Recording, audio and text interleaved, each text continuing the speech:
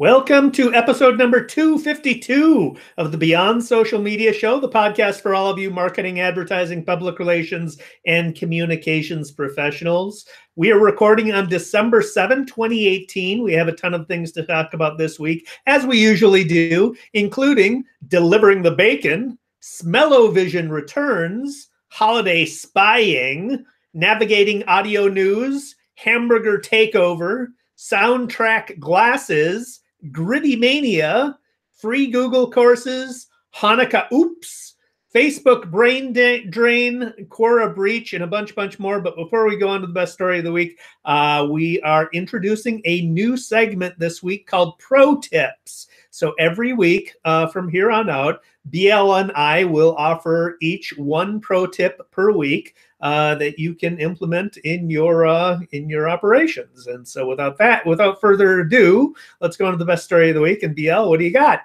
Well, talk about bringing home the bacon and earned media. I mean, it's a great earned media story. Just in time for finals, the Ohio Pork Council has installed a bacon vending machine in the Animal Science Building at the Ohio State University College of Food, Agricultural, and Environmental Sciences. So the machine dispenses 12 slices of ready-to-eat bacon for $1.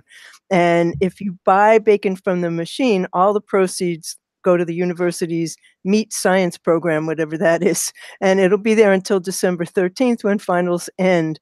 Hormel, Sugardale, and Smithfield all donated ready-to-eat bacon to be used in the machine. And Adam Clark Estes at Gizmodo sought out answers to some basic questions like who maintains the machine. The answer is the students from the Ohio State Meat Sciences program are responsible for stocking, restocking, and maintaining this delicious machine. And then his other question was, why is this happening? And the answer is, why didn't it happen before? So on Facebook, Ohio hog farmers said, don't forget to tag us in your photos and use our Snapchat filter. Happy final season, Buckeyes, and the hashtag is #OBacon. And of course, no good deed goes unpunished. So wrote one incredible grump on Facebook, high cholesterol, heart attacks, and premature death for everyone. You know, oh, well, haters are going to hate. So what is ready to eat bacon? It's hot. It comes out hot in a little, Seriously? like a plate thing. And So who's sitting behind the vending machine cooking all the bacon? the students are responsible. I don't know. Maybe the machine cooks it. All you have to do is they gave them ready-to-eat bacon. So ready-to-eat bacon, if I understand correctly, must mean that all you got to do is heat it up. Which would not be the same as the bacon at New York City's Boathouse, which is the best in the world, or at the Roger Smith Hotel, which is the second best in the world. But, bacon. Where was that when we were in school? Exactly. One of my earliest memories has to do with bacon. I remember waking up when I was like 4 years old or something, waking up from a nightmare. I had a nightmare and I woke up to the smell of bacon.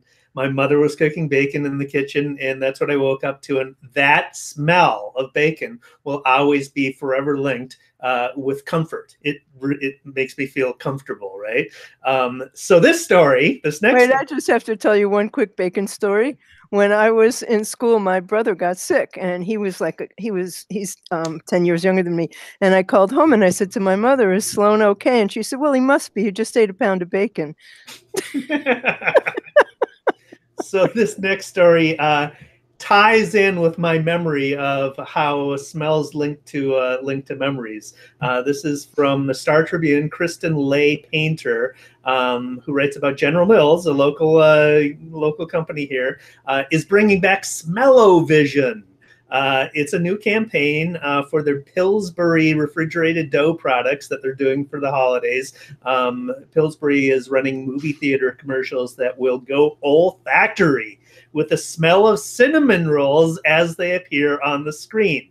So the 15-second spots will run in nearly 200 theaters, about 25 of which will get the added aroma, and 7 of them will be in Minnesota. I would feel cheated if we didn't get it from a local company, so we'll get them in 7 theaters. The campaign started on November 23rd.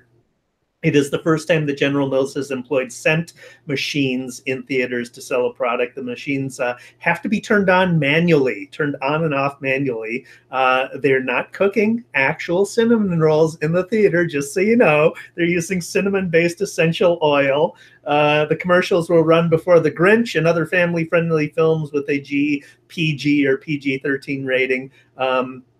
They are targeting U.S. markets where refrigerated dough products sell well, and I know all the listeners want to know what those markets are. They are Minneapolis, St. Paul, Memphis, Detroit, Nashville, Baltimore, Des Moines, Kansas City, Portland, Maine, and Norfolk, Virginia.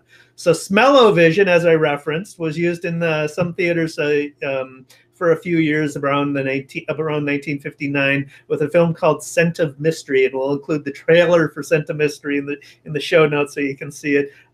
There have been several scientific studies that have concluded smell, more than any other sense, is linked to memory recall. So thus my story of as a child with bacon, right? The campaign is called Made at Home, and it depicts scenes designed to trigger memories of time spent with family and friends that include baking and fresh rolls. So I am going to hunt out the theaters and find out where I can experience Smello-Vision this holiday season. You know, that's one of my earliest memories. I remember going to a Smell-O-Vision movie with my grandmother. Wow. And the thing I remember about it was a travelogue, and it took you to different places. Like it took you to a rose garden, and it took you to a place where it was garbage, and the whole theater smelled like garbage. And then it took you somewhere else, you know. But I remember the smell of oranges to this day. Like we went to an orange grove. So you're right about scent memories. So that's so cool. But obviously, we don't eat frozen baked goods in New York. Well, I think the not frozen, refrigerated. Well, frozen, refrigerated. The problem with Smello-Vision, I think, was that they couldn't get the smell out of the theater from the previous. It came smell from under your seat or something. So it lingered until the next smell, and all the smells got intermingled in the. Yeah, but I remember that. I think it might have been Radio City, but I'm not sure. Yeah. So we've had conversations about Amazon's Echo Dot and Google Home and other smart devices, and you know, I don't have any of those because I honestly don't believe that they're not spying on you.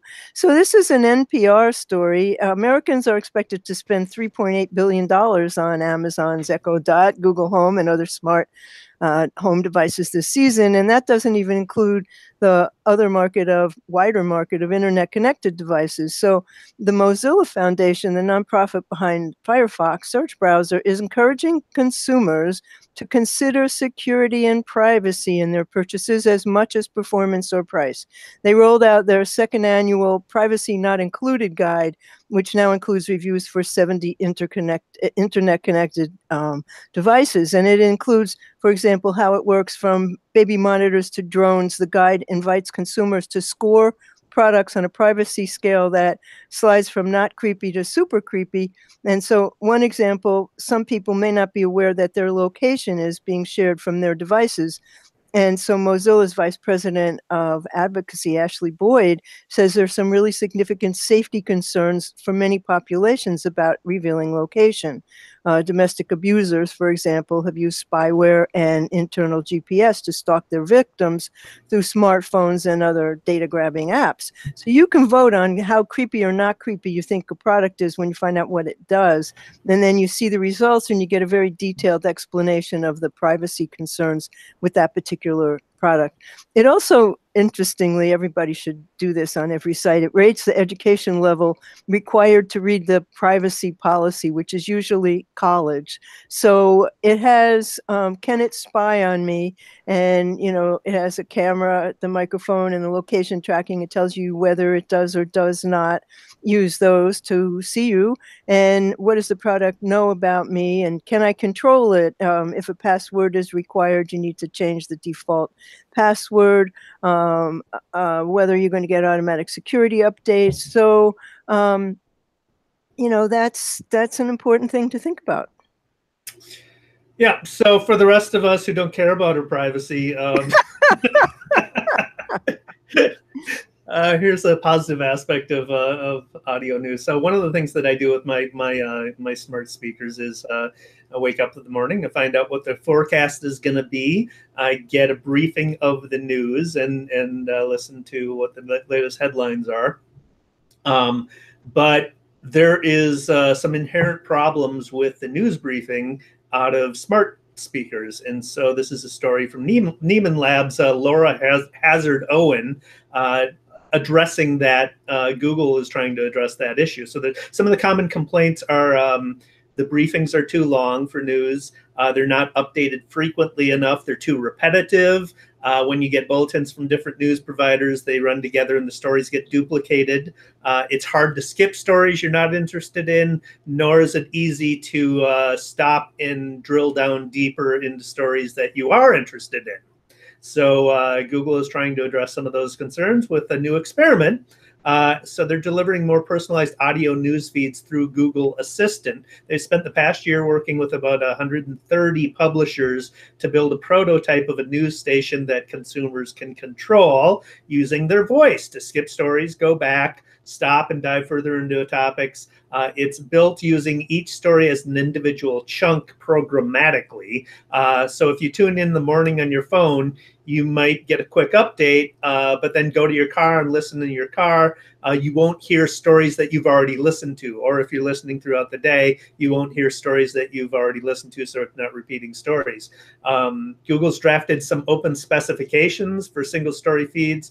Having your stories included in the Google Assistant could mean for publishers that those stories will be available on millions of Google Home speakers, through Android phones, and a range of other devices for the home and car. And everybody's working on operating system for the car, including Google. So that's a place where a lot of audio will be consumed as well. For now, Google says it'll only be heard on a very limited number of people and on phones and speakers, and only in English in the United States, but an interesting development nonetheless.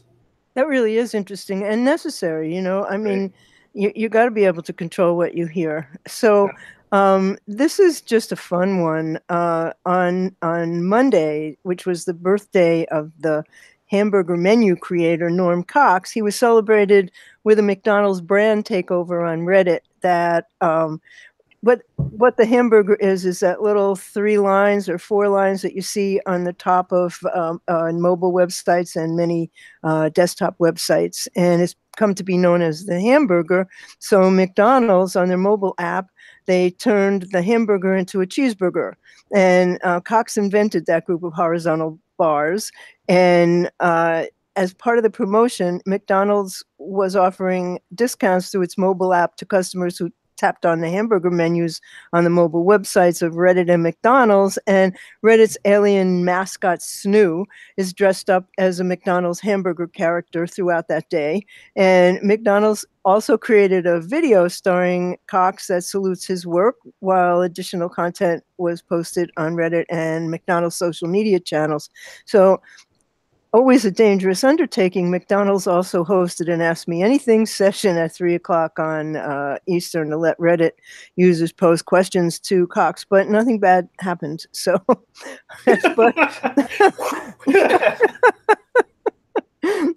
anyway, they took a chance, and the campaign still managed to irritate some Reddit users who posted complaints about the site accepting marketing campaigns. But you can't make everybody happy. So I'll put a link to the video and to some more about the promotion. But I think it was brave of McDonald's to try Reddit. I mean, that's a nasty place to take chances like that.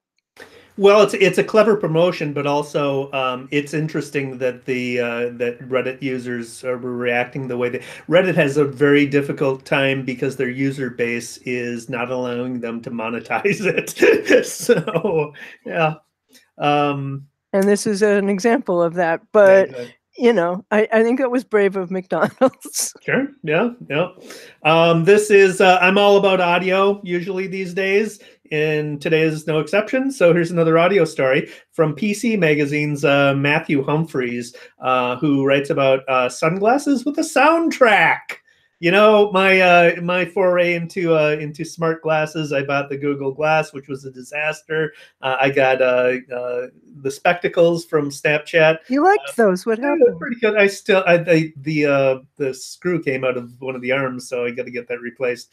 But no, they're pretty good. But here's another example. So Bose is releasing sunglasses with speakers built into the arms of the glasses. So this is augmented audio, maybe.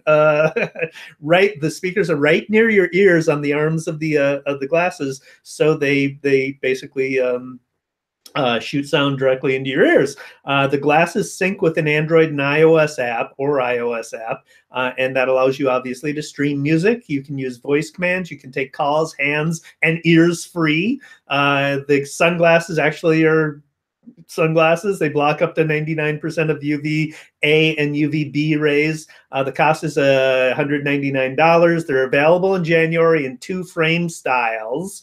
There's kind of the Wayfarer's style, and there's a round lens style. They're shatter and scratch resistant. They have a rechargeable battery that lasts 3.5 hours when listening to audio continuously, or up to 12 hours on standby. So pretty cool. Maybe I'll ask for that for Christmas. You can't put prescription lenses in them, I take it. Doesn't seem that way. I didn't see that. No. Yeah, well, then I can't. Well, I could wear them, but that sounds really cool. And yeah, I hope you get them for Christmas. So, there's this total Grittymania, and David Berkowitz in Serial Marketing News talked about this. There is going to be GrittyCon 2019, and on the site for GrittyCon, it says, we all know Gritty is the mascot of the Philadelphia, Eagles? Who? Flyers. Yeah. Anyway, on the website, it says this event is being put together in the grittiest way possible, which means it has no affiliation with any mascots, teams, leagues, or cities of brotherly love. This event should not even be taking place, but in the spirit of gritty, it will anyway. And so you can sign up for alerts about the launch of GrittyCon 2019, which is coming in Q1 to Philly. And they say on the site they have openings for speakers, sponsors, and pretty much everything else, but it's filling up fast. Reserve your spot. So here we go. We're going to have a GrittyCon. Should be fun. That's over the top.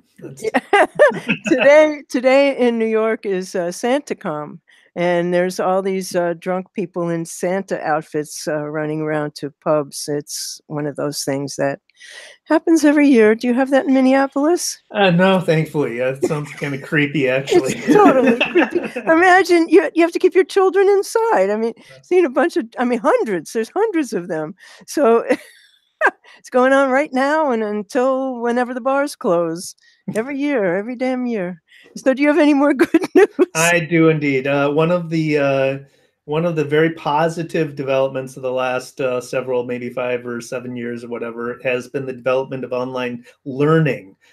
So courses available through a whole host of organizations, from the greatest universities to brands. And this is an example here from Andrew Hutchinson of Social Media Today, who writes about some new course offerings by Google. And these are not what you would typically think of Google teaching. You think about Google AdWords certification and analytics and all the things that they provide.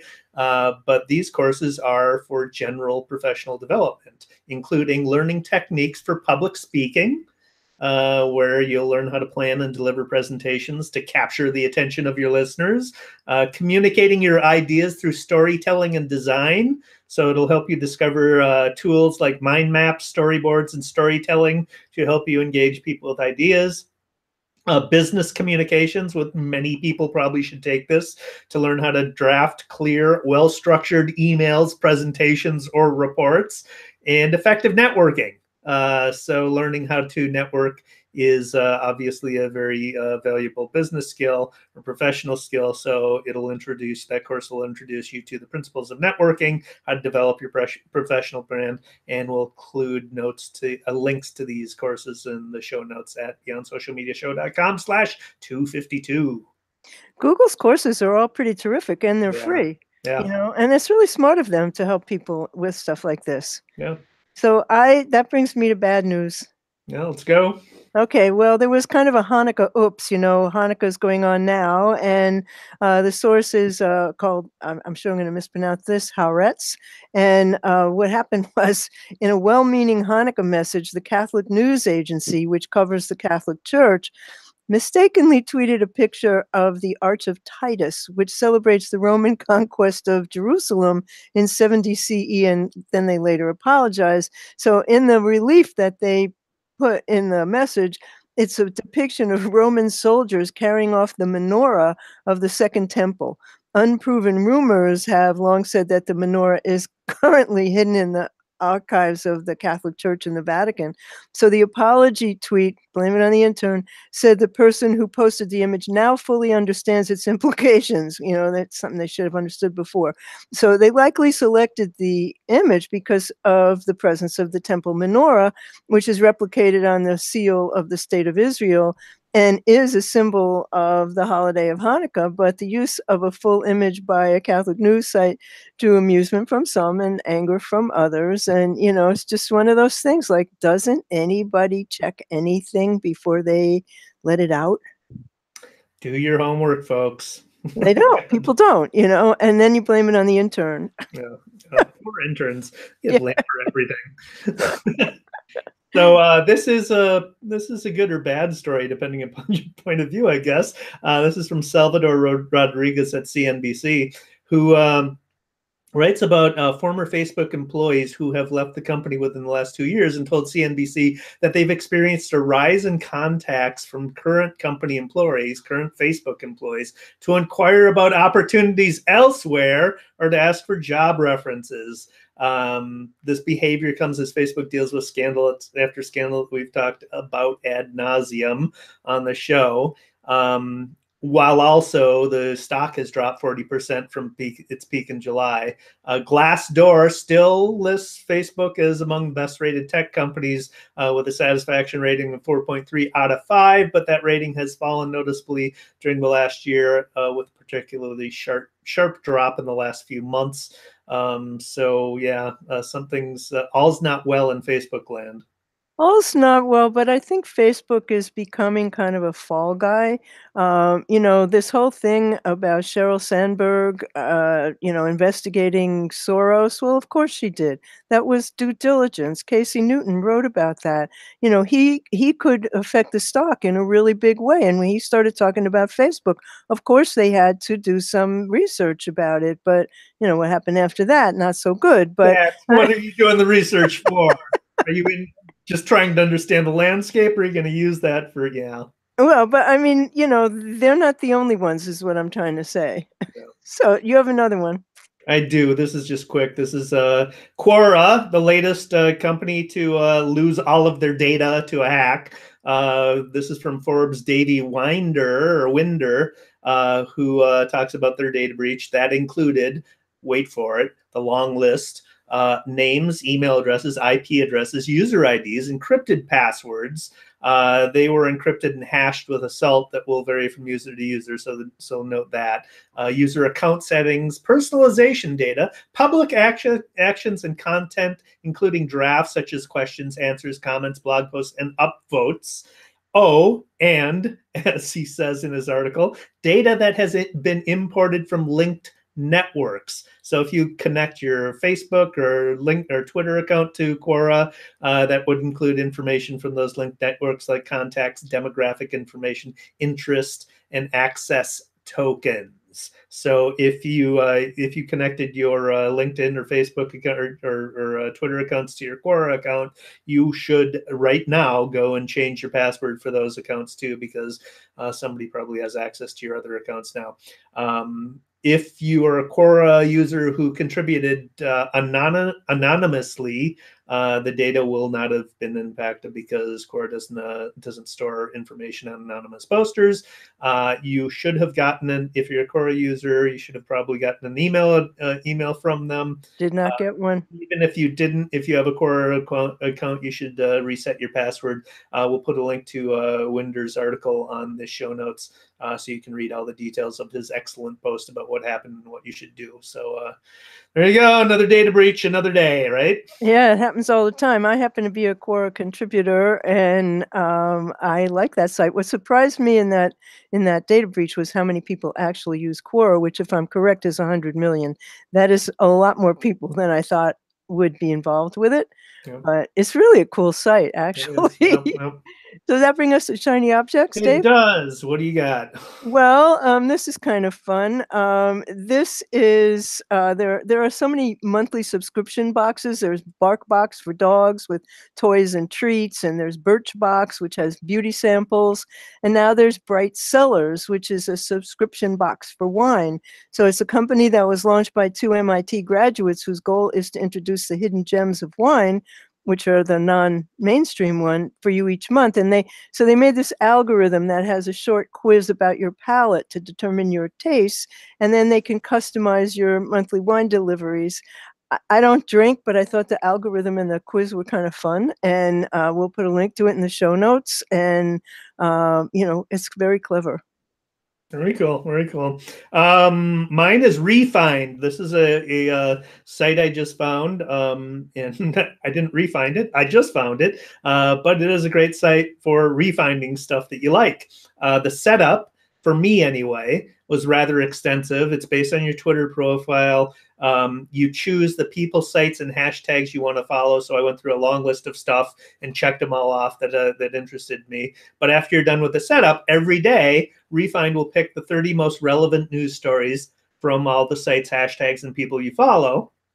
You can add sites with a browser extension, but I found it a great new social curation tool. So I'm going to start using that to find articles that I'll share on my social networks. I use Refind. I like it a lot. So the other one that I have is just a shortcut. It's Instant Google Drive.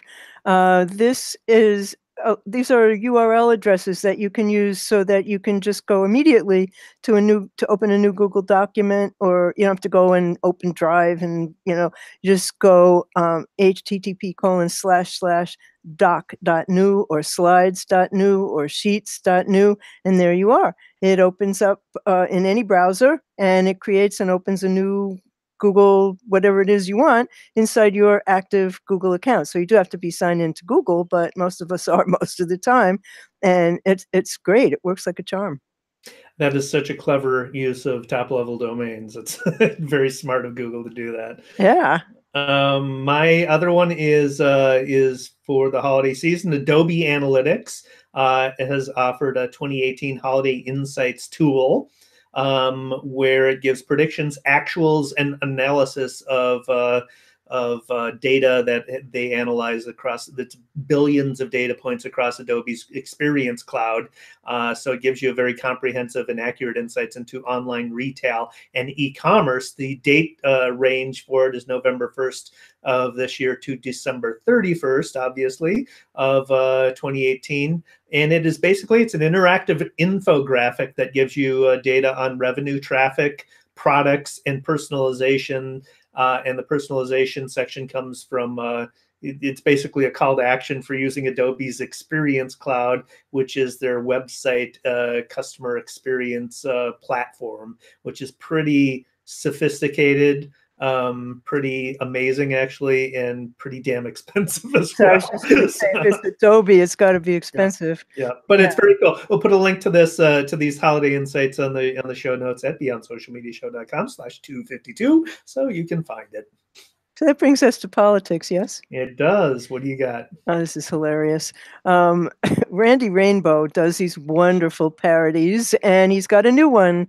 It's set to the tune of "These Are a Few of My Favorite Things," and it's a really raucous Trump's Favorite Things parody. So the lyrics include tyrants and traitors and climate deniers, $5 spray tans with under-eye rings. These are a few of my favorite things. Burying tax returns after you file them, tear gassing migrants for seeking asylum, big fat ass buckets of chicken fried wings. These are a few of my favorite things. And it goes on, and he posted it on Twitter at like 5 o'clock on Thursday, and it's already had more than 1 million views. It's absolutely hilarious. So I will put it in the show notes because you must see it.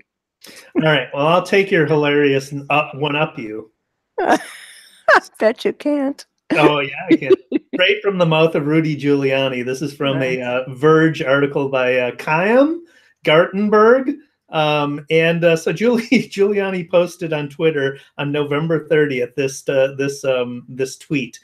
Mueller filed an indictment just as the president left for G-20 in July. He indicted the Russians who will never come here just before he left for Helsinki. Either could have been done earlier or later, out of control. Supervision, please.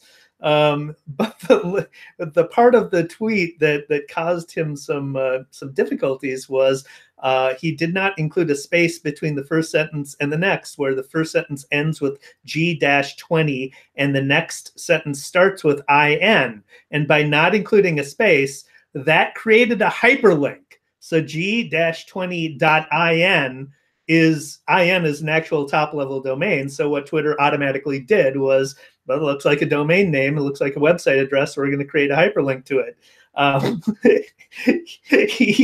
He followed that up with a tweet that says, Twitter allowed someone to invade my text with a disgusting anti-president message. The same thing, period, no space, occurred later, and it didn't happen. Don't tell me they are not committed card-carrying anti-Trumpers. Time magazine may also fit that description. Fairness, please, all caps. No, Giuliani. You just don't know how the internet works. You don't know how hyperlinks work. You don't know how Twitter works. My tweet about that was Giuliani should just shut up.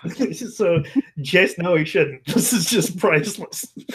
Jason Velasquez, who is an owner of a web design firm in Atlanta, noticed the typo and took advantage of it by quickly buying the URL G-20.in and published a one-page website that had the message, Donald J. Trump is a traitor to our country. Giuliani, who runs a cybersecurity consulting firm called Giuliani Partners, also serves as Trump's advisor for cybersecurity issues. God save us. But this story, and you got to see the comments on the tweet are priceless. I just went through them and read one after another, and they're just hilarious. But this tweet by Giuliani and the responses are the best argument I've yet to hear for Twitter not giving us an edit button, as we discussed in last week's absolutely absolutely. It should be spell check only. I mean, I don't think an edit button is a good idea for just that reason. So now we have our new section, Pro Tips, and I'll let you start. BL, what do you got?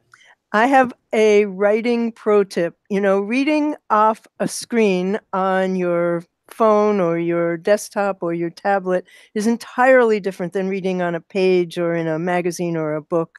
And so the rules are really simple, hardly ever followed, but basically you want to put 10 words to a sentence, no more than 2 sentences to a paragraph. You want subheads between every 2 paragraphs. You want to include the keyword that your article is about in the headline and the first paragraph. That, in a nutshell, is as simple as it gets about how to write for the internet. Yep, because people scan, and you got to make it easy for them to scan. So great tip. My tip is, and I'm going to be doing a series of them from here on out until I run out of them, on LinkedIn. So these will be LinkedIn pro tips. My first one seems obvious, but I see it so often that I got to start with this one. And when you sign up for a LinkedIn account, your first sign up, it gives you a personal domain name, or not domain name, personal URL, and it takes your first name and last name and puts them together, and usually followed by some garbledy-gook numbers. And a lot of people just don't ever change that. They leave those numbers in place, which, 1, looks crappy, and 2, doesn't help search. It's kind of an obstacle for search engines, not really, but it at least looks bad in the search results. But so it'll help you having a cleaner URL, and you can actually clean that up by claiming your unique URL. And so everyone should do this. The way you do it, you click on the icon that says "Me" in the upper right-hand corner below your photograph on your LinkedIn navigation bar. Choose View Profile from the drop-down menu.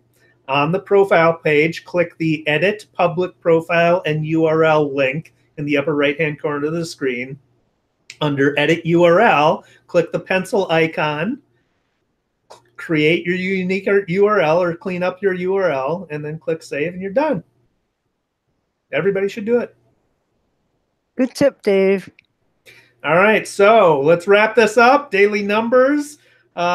Why people ignore retailer emails. This is from a Yes Life Cycle survey. 100 times a day. Now, don't stomp on my headline. So this is from a Yes Life Cycle survey of 1,000 digital buyers. So why do they? First of all, just 9% of respondents said that they don't ignore emails from retailers. So 9% of respondents say that they look at every retailer email, but most of us ignore them. So why do we? Thank you, Bill. They get too many of them.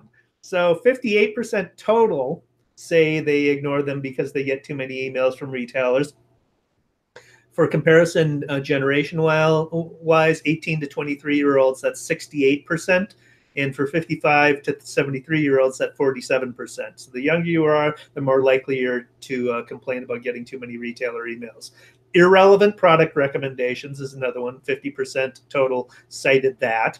Content isn't helpful or interesting. So you've got a boring email. 41% cited that. Does not offer a discount or free shipping. 33% said that. And that for retailers is a tricky, I mean, everybody kind of expects free shipping these days, but if you're offering a bunch of discounts, you can train your audience to expect discounts and thus ignore you if you offer too many discounts all the time. You got it at the wrong time. 17% said that. Over personalization creeps me out. 12% said that. Difficult to navigate. It's just a poorly designed email. I mean, how is an email difficult to navigate? 12% said that. And then those bottom feeders, don't ignore email from our retailers, 9% said that. So there you go. That's what is so annoying. You know, you buy something and then I get emails every single day from a lot of retailers. And even when you mark them as spam and you unsubscribe, they still keep coming. And, you know, if I want to buy something from you, I'll find you. Well, it's especially problematic around the holidays. Because it's awful. You just get inundated with stuff, yeah. Yeah, so that brings us to the end, yes? Yes, it does. Okay, well, that brings us to the end of episode 252 of the Beyond Social Media Show, and you will find our show notes and links to related stories at beyondsocialmediashow.com/252. And we would love to know what you think about the show. And you can email me or David. It's david@bsmediashow.com or me, bl@bsmediashow.com. Tell us what you like. Tell us what you don't like. Tell us what you'd like to hear more or less of, and we would be delighted to know that. So David Erickson is on Twitter as @D_Erickson. He's on Instagram as DE Erickson. He blogs at estrategyblog.com. And he's got several Twitter feeds. I am BL Ochman. I blog at whatsnextblog.com. I'm on YouTube as What's Next Blog. And I run funwalkers.com, which is a place to buy funny license plates for your relatives or friends who use mobility devices. The show, Beyond Social Media Show, is at beyondsocialmediashow.com. We're on YouTube, Beyond Social Media Show. We're on Twitter, BS Media Show. You can find us on iTunes, Stitcher, iHeartRadio, or Amazon Echo. And we would love you to leave us a review on iTunes. That would be really wonderful, and we would appreciate it. So we thank you for listening today, and we'll be back next week. Different time, same station. Thanks for watching.